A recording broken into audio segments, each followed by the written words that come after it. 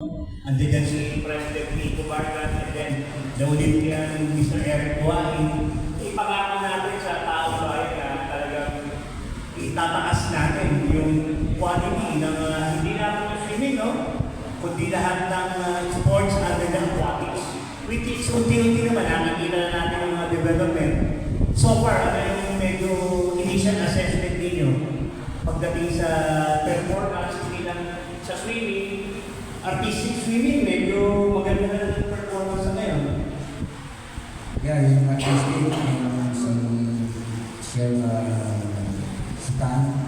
So maganda yung performance niya. She was qualified with Junior World, Junior US Championship. So yan yung mga development natin sa artistic. And maybe medyo maganda yung performance niya sana this coming season sa December. There will be performing two artistic swimming. Okay, Coach, Jack, meron